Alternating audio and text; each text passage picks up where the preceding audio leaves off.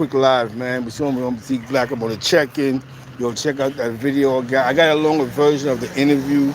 Actually, not DJ Suave interviewing Roy Flush on the on the page. So check it out, man. It's dope, man. You'd be surprised at the information that you will hear. You know what I'm saying? I guess he made his first song to separate Queens from the East Coast West Coast beef. You know what I'm saying? I guess he's more or less going at Biggie and Bad Boy. You know what I'm saying? But definitely shout out, rest in peace, Biggie Smalls. Some shouts to all the love. I'd like to thank all those that supported the Casanova video. You know what I'm saying? Do the right thing. You know what I'm saying? Let the reporters really report. Don't throw information out there, even though there's information that might be put out there that may not get people jammed up. Nobody wants their name all over the internet. You know what I'm saying? You know what I'm saying? Definitely at a time like this, with all this gang culture thing going on, all this crazy crime, bodies, so a lot of things going on. But let me get to the story.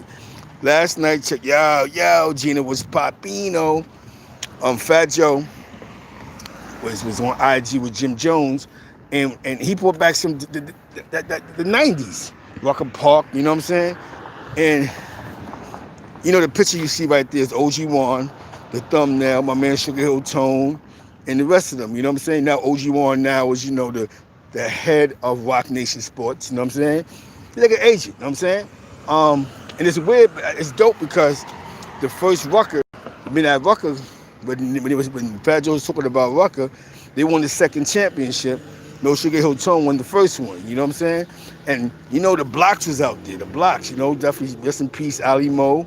And on Rock City, I'm gonna put that video up. The Rock City when he came up from the feds and was playing at Rucker Park. You know what I'm saying? I mean, this is history because you had a lot of street cats that was playing basketball, and there was no shootouts in Rucker Park. You know what I'm saying? You know what I'm saying? So that says a whole lot. A lot of dudes that was getting serious money was up in Rucker, and nobody was dying. It wasn't, you know what I'm saying? Now, I'm not talking about the ever Jim Jones. I'm talking about the ever when, Cameron, Manhattan Center, Mr. Parker, Manhattan Center had a squad. You know what I'm saying? Harlem was dope, man. And it was dope because it was like Harlem.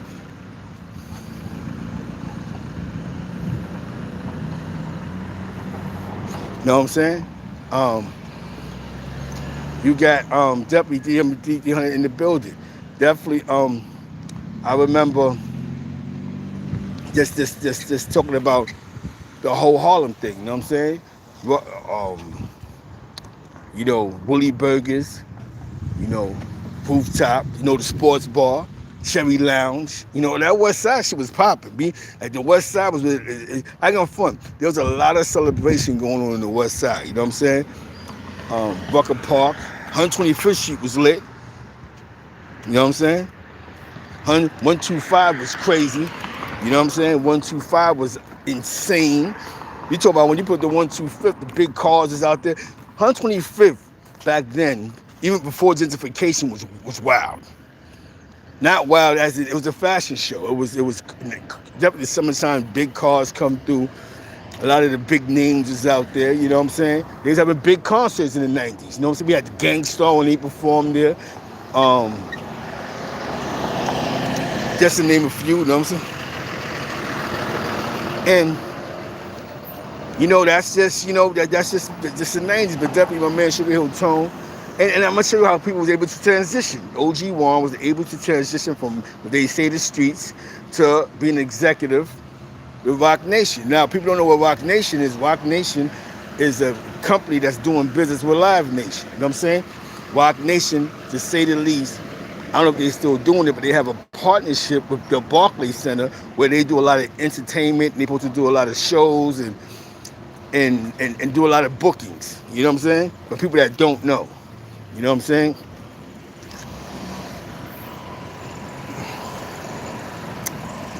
Part of Rock Nation is they have a deal with, because Rock Nation is like Ticketmaster, just on a higher level.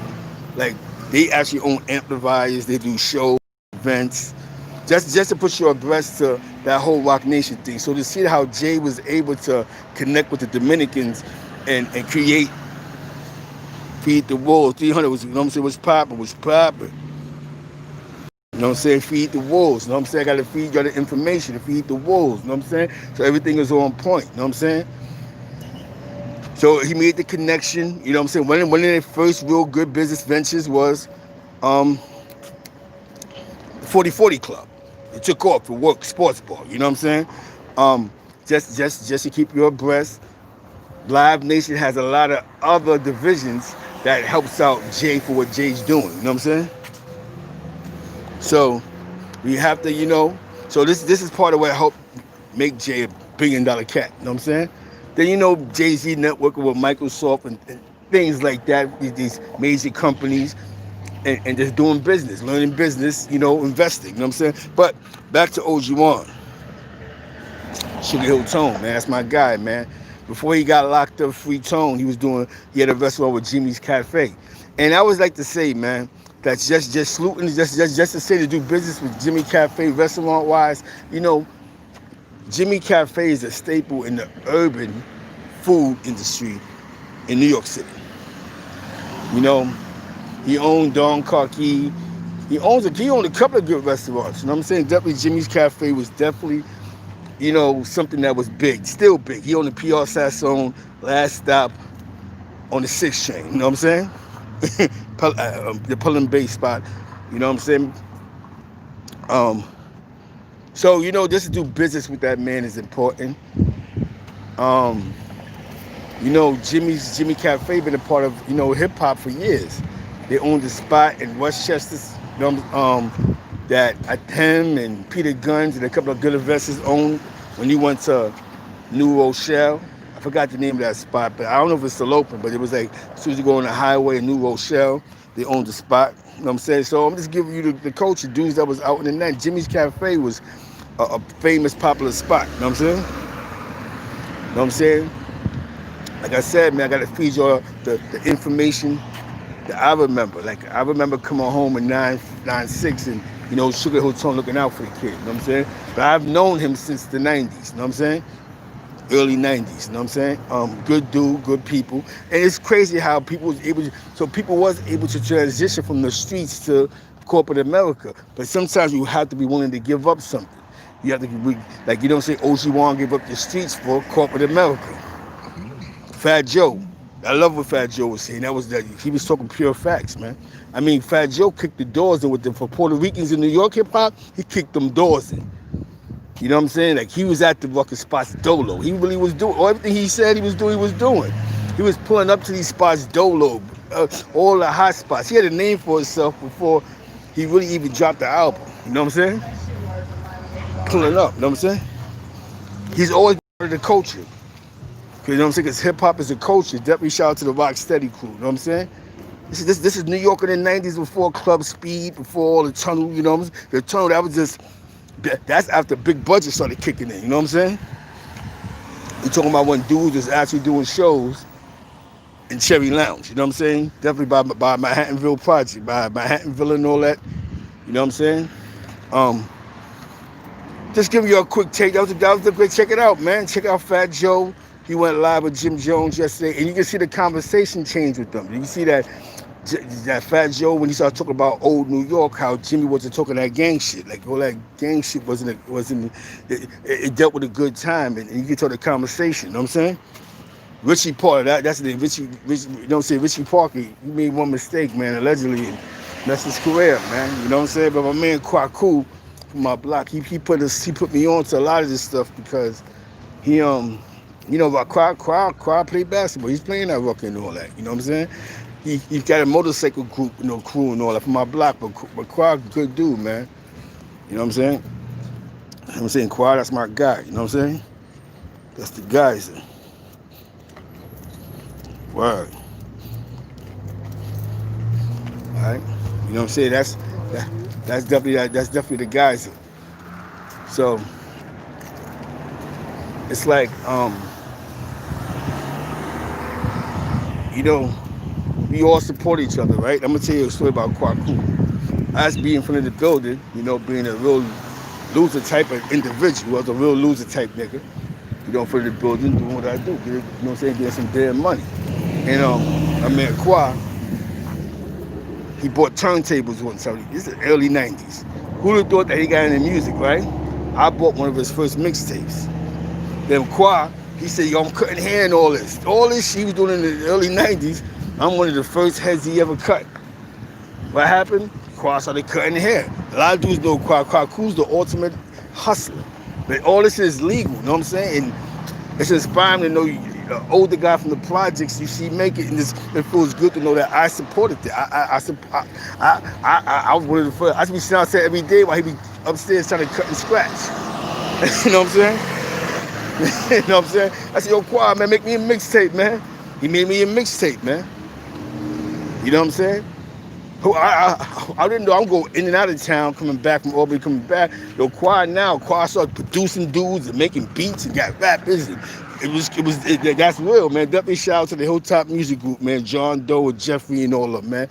Fiego, and all of them. You know what I'm saying? Lexington Projects. Check them out on IG. 5 Footer and Ricky Batts and all of them. You know what I'm saying? You know what I'm saying? So I always support the culture. I've never like a tag along. You know what I'm saying? I always supported. I've been from the building all day just doing what losers do. You know what I'm saying? packing the stash, money in my pocket, looking around. What's up? You know what I'm saying? But I outgrew that shit, man. You gotta make a choice in life. You know what I'm saying? Growth and development. You know what I'm saying? And I just give you all a time. When you hear all these names and all these willies and all these bosses be hanging out in the same park together and not nobody have a shootout or die is amazing. You in the park with $1 billion worth of money, $1 billion, and nobody gets shot at. So what I'm trying to tell you is, dude, when you really start getting money, you do your best not to get caught up, not to catch these stupid beefs, not to have your name and stuff. You know what I'm saying? And just do the right thing. The whole thing with the game is growth and development. You gotta have growth and development. A lot of dudes is with growth, but with no development. You know what I'm saying? So this sermon is about growth and development, being on point, maintain being a winner, and I want you all to win. You know what I'm saying? You know what I'm saying? Harlem. You know what I'm saying? Yo, you know what I'm saying? And that's all it is, man. You know what I'm saying? So it's all a winning edge, you know what I'm saying? You know what I'm